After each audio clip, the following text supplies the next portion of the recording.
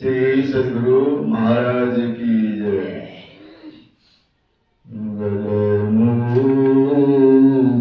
सती सद्गुरु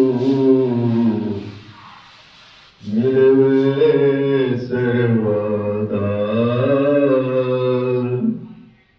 मंगल मंगल करना बिनवा बारंबार।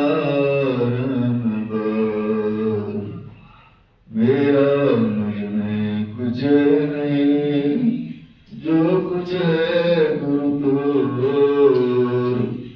तेरा तुझको सौंपता। क्या मोहब्बत है गुरु। प्रेम से बोलिए श्री सद्गुरु महाराज की जय। परम पूज्य परमराज श्री अनंत जी हमारे गुरुदेव अध्यक्ष रूप में अपने सबों के मार्गन में विराजमान है। गुरुदेव के चरणों में मेरा कोटि कोटि नमन है। व्यक्त रूप में अपने निवास में व्यवस्थित आचार्य स्वामी पूज्य चेतन जी महाराज के चरणों में कोटि कोटि नमन है। मंचासीन पूज्य स्वामी जगन्नाथ बाबा के चरणों में कोटि कोटि नमन है। पूज्य प्रकाश बाबा के चरणों में एवं घनश्याम बाबा के चरणों में नमन है। दादाजी के चरणों में कोटि कोटि नमन है। एवं सत्संग में बैठे हुए सत्संग प्रेमी माताएं बहनें आप सभी की चरणों में बार बार नमन है। आज ज्ञान शिविर का जो 15 रोज का रखा गया है उसका दूसरा दिन है। अब प्रथम पाली का सत्संग है। अभी स्वामी जगन्नाथ बाबा के मुखारविंद से गुरु महाराज के लिखे हुए सत्संग योग से पाठ हुआ है और पाठ में होता है कि मैं पूजा कैसे करूं, मैं ध्यान कैसे करूं, मैं गुरु की भक्ति कैसे करूं। एक ब्राह्मण की कहानी है। एक ब्राह्मण भक्त थे, साधक थे, बहुत पहुंचे हुए साधक थे। उनकी वह मंदिर नहीं जाते थे पूजा करने के लिए, वह और कहीं देवस्थान तीर्थ व्रत मंदिर कहीं नहीं जाते थे। वह अपने ही निवास में बैठ करके भक्ति करते रहते थे। गुरु महाराज की ये जो है अपनी भक्ति की मांग करते थे। तो उसके ब्राह्मणी लोग कहती थी उसकी सखी से, जो उसकी घरवाली की सखी से कि तुम्हारा पति कैसे है, लगता नहीं है ब्राह्मण है, वो तो कभी मंदिर जाते ही नहीं है, कभी पूजा पाठ तो करते ही नहीं है और हर वक्त अपने ही निवास पर बैठे रहते हैं। तो वो 2-4 रोज 10-5 रोज सुनी, लेकिन उसकी सहेली सब उतनी चिढ़ाती थी उसको कि नहीं नहीं तुम्हारा पति ब्राह्मण नहीं है, शूद्र है। ब्राह्मण रहता तो पूजा पाठ करने के लिए मंदिर नहीं जाते, ब्राह्मण रहता तो आरती उरती करते, सब जगह जाते, ब्राह्मण नहीं है। तो उन्होंने जाके अपने पति से कहती है कि पतिदेव आप क्यों नहीं मंदिर उंदिर जाते हैं पूजा पाठ करने के लिए। हमें तो सारी सहेलियां सब चिढ़ाती है, कहती है कि तुम्हारा पति जो है ब्राह्मण है ही नहीं, वह कुछ जानता ही नहीं, वेद के संबंध में उसको कुछ पता ही नहीं है, शास्त्र के विषय में न पूजा पाठ करता, न मंदिर जाता, कहीं नहीं जाता, कभी न आरती करता, कभी नहीं देखा उसको। तो आप क्यों नहीं जाते हैं, हमको तो बहुत चिढ़ाती है हमारी सखी सहेली सब, हम तो परेशान हो गए हैं। आप जाइए, मंदिर जाइए, पूजा पाठ कीजिए, आरती विनती कीजिए। तो उन्होंने अपने पति से समझाते, पत्नी से समझाते, वही बात की चर्चा आज अभी अभी हम लोग सुने हैं। तो कहते हैं मोहमयी माता मर गई, अब बोध रूप सूत का जन्म हुआ, पूत का जन्म हुआ।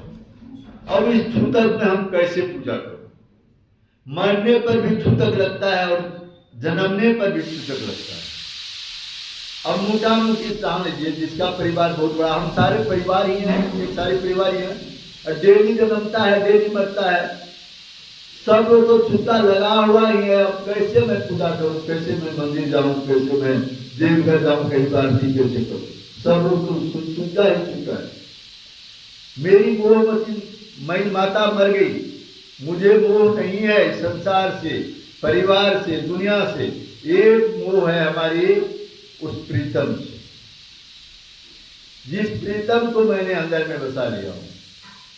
अब मुझे भूत रूपी बोध का जन्म हो गया, मतलब जिसको ज्ञान हो गया, वैराग हो गया, जिसने उनको पा लिया है, वो मंदिर क्यों गए जाएंगे? उसी को पाने के लिए ना, उसी को पाने के लिए कि हमको देवता मिल जाए, हमको भगवान मिल जाए, परमेश्वर मिल जाए, मैं उनसे रहूं, उसी को पाने के लिए। लेकिन मुझे तो यहाँ बोध रूपी पुत्र का जन्म हो गया है, मुझे ज्ञान हो गया है, तो मैं क्यों जाऊं उस मंदिर में पूजा करने के लिए? उस मंदिर में है क्या? तो जिसके अंदर में बोध रूपी, ज्ञान रूपी उस परमात्मा की प्रकाश रूपी अंदर आ जाता है, उसको मिल जाता है, तो वह पूजा करने के लिए मंदिर क्यों जाए? अब इस पे एक कहानी है। एक साधक, पूर्ण साधक, संत, पहुंचे हुए संत, रमन जी की कहानी है। रमन ऋषिदेव महर्षि, महर्षि रमन जी महाराज गए हैं मंदिर, तो लाइन बहुत बड़ी थी। तो पुरोहित आके कहता है कि बाबा आप ऐसे कीजिए, आप वीआईपी लाइन से चलिए, वीआईपी लाइन में कुछ पैसा देना पड़ता है, 500 रुपया खर्चा कीजिए और वीआईपी लाइन द्वारा आप जल्दी आप दर्शन कर लीजिए। तो कहता है, रमन जी कहते हैं कि देखो जी, दर्शन तो करने आए थे लोगों के कहने पे, लोगों की लज्जा को रखने के लिए, लोगों की बात रखने के लिए, लेकिन मैं तो दर्शन हो गया है। अब जो दर्शन एक बार हो जाता है वह दर्शन मिटता नहीं है, वह दर्शन कभी जिंदगी से नहीं जाता है। मेरे अंदर तो है, लेकिन जब कहते हो तो वीआईपी के से नहीं जाऊंगा, खुदे कहो भगवान को मैं 1100 रुपया दूंगा, खुदे को भगवान को बाहर आने के लिए मैं 500 रुपया के बदले 1100 रुपया देता हूँ। कहता ऐसे कहीं हुआ है तो ये 1100 रुपया दूंगा मेरे घर पे को जाने के लिए। कहा ऐसे कहीं होता है? तो ऐसे कहीं नहीं होता है, तो वीआईपी ले जाके तुम भगवान का दर्शन करा दोगे। वो जड़ है, मंदिर की देवता जड़ है, वह नहीं बोलता है, नहीं हंसता है, नहीं आशीर्वाद देता है, नहीं कहीं जाता है, उसको दर्शन के लिए मैं 500 रुपया आपको दूँ। वह जड़ चेतन अंदर में ही होता है, उसकी जो है उसका देखना, उसका अनुभव करना, उससे मिलना, उस परमात्मा से मिलना, वह साधन के द्वारा होता है। आपके अंदर में साधन है, साध है, उस साधना कीजिए। साधन का सारा उपाय, आज साधन का युग है। देखिए पहले हम लोग खेती बाड़ी करते थे हल मजदूर से, आज देखिए मशीनों से तुरंत सारा कुछ हो जाता है। तो संत सदगुरु पहले सतजु त्रेता द्वापर में जो थी बात, उस बात को अभी बहुत सुलभ कर दिया कि पहले तो वेद पढ़ने नहीं देते थे हम लोगों को, ब्राह्मण लोगों ने हम लोगों को बहुत पीछा कर दिया है। जो वेद पढ़ता था उसके मुंह बंद कर दिए जाते थे, कान में शीशा गर्म करके डाल दिया जाता था, वेद सुनते थे, वेद को चुरा लिए थे। अब वेद सामने आया है, उपनिषद सामने आया है, और उनसे अगर ज्ञान निकलता, बहुत सुलभ ज्ञान है। हम लोगों को तो इतने दिन भरमाया है, हम लोगों को अभी तक वेद पुराण कह करके कि केला गाछी में वो बांधो धागा, बेल गाछी को पूजो, पीपर को पूजो, इसको पूजो, उसको पूजो, कहाँ कहाँ पूजो, भगवान कहाँ कहाँ है, ये कह करके हम लोगों को तो आज तक भ्रम में रखा है। लेकिन सदगुरु जब आए हम लोगों का, उन्होंने थोड़ा सा कर दिया, सबकी आंख खोल दिया कि नहीं, भगवान एक ही है, सबका भगवान एक है। और वह अपने अंदर में ढूंढो, अपने अंदर में वह भगवान मिलेगा। वही भगवान उस ब्राह्मण के अंदर में विराजमान हो गया, वो रोशनी मिल गई है, उस तरह की उसको अंतर ध्यान की योग हो गए हैं।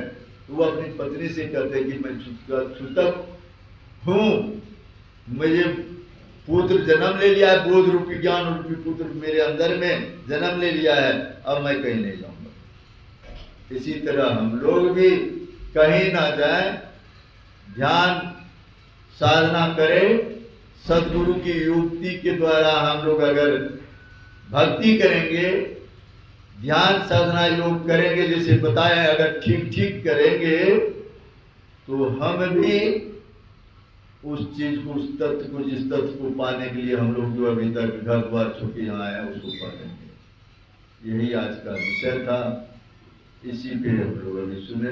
बोलिए श्री सदगुरु महाराज की जय। अब आरती होगी, हम लोग स्वर में स्वर मिला के आरती गान करें।